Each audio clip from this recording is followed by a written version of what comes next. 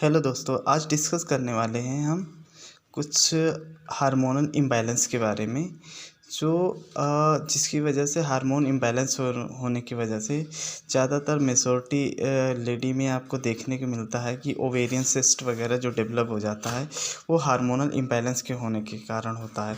Means progesterone और oestrogen की concentration में दोनों में वेरिएशन हो जाता है, जिसकी वजह से ओवेरियन सिस्ट और पीकॉस वगैरह जैसे पॉलीसिस्टिक फाइब्रोसिस वगैरह डेवलप हो जाता है।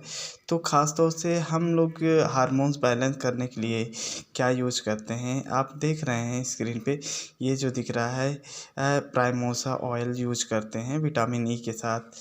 ये खास दोनों में ही इम्पॉर्टेंट होता है, मेल और फीमेल दोनों हार्मोन इम्बैलेंस हो जिसमें स्पर्म से रिलेटेड जो प्रॉब्लम होती है उसको भी इम्प्रूव करता है और ये ओवेरियन सिस्ट को रिड्यूस करता है। जब हम इसके हार्मोन बैलेंस हो जाएगा तो ओवेरियन जो सिस्ट होगी वो रिड्यूस हो जाएगा धीरे धीरे। जो देखने में आप देख सकते हैं कि इस टाइप से टैबलेट होती है, आप मार्केट से परचेज़ करके इसको यूज कर सकते हैं।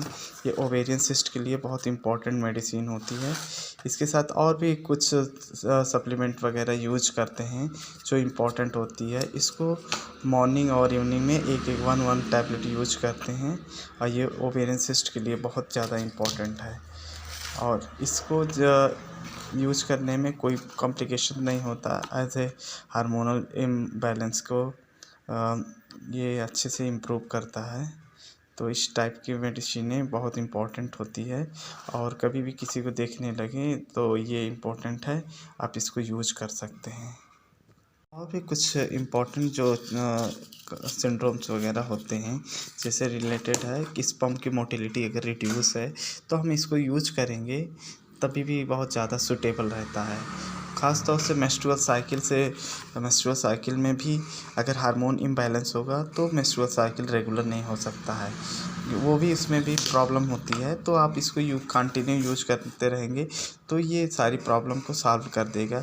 मेंस्ट्रुअल साइकिल भी एक एग्जैक्ट टाइम पे होने लगेगा, ना उसमें ज़्यादा इंटरवल होगा, ना ज़्यादा एक्सेसिव ब्लीडिंग होने के चांसेस होगी और ना ओवेरियन सिस्ट होने के चांसेस होगा। बहुत से देखने में मिलता है कि कॉम्प्लिकेशन इतना ज़्यादा होता है कि डिस्मेनोरिया वगैरह डेवलप हो जाता है, पेनफुली पीरियड होता है, तो उसको भी रिड्यूस करता है लेकिन थोड़ा टाइम लगता है।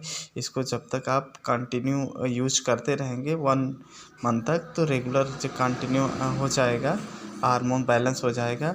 ना तो प्रेगनेंसी से रिलेटेड कोई प्रॉब्लम होती है।